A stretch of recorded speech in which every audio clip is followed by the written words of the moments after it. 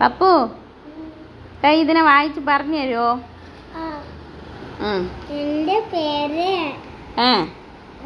മുഹമ്മദ് ഫൈഹാൻ. വീട്ടുപേര് പപ്പു.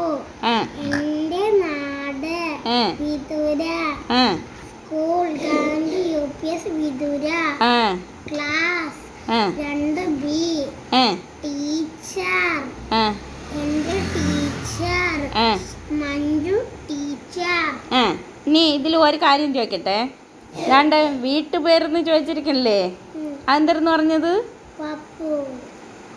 നിന്റെ വീട്ടിലെ പേരല്ലല്ലോ ചോദിച്ചേക്കണ, നിന്റെ വീട്ടിലെ പേരാ ചോദിച്ചേക്കണത്. നിന്റെ വീട്ടിലെ പേരല്ലേ പപ്പു എന്ന്? നിന്റെ വീടിന്റെ പേരാണ് ചോദിച്ചേക്കണ. അപ്പൊ എന്തൊരു പറയും?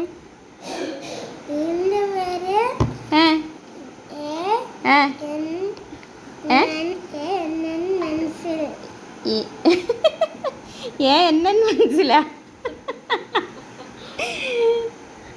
ASS മെൻസിൽ. അതാണ് എഴുതാനുള്ളത് കേട്ടോ ഇവിടെ. അല്ലാതെ നിന്റെ വീട്ടില് വിളിക്കണ പേരല്ല ഇവിടെ ചോദിച്ചേക്കണത്. ഉറപ്പാണേ? അപ്പൊ ശരിയാക്കി എഴുതണേ.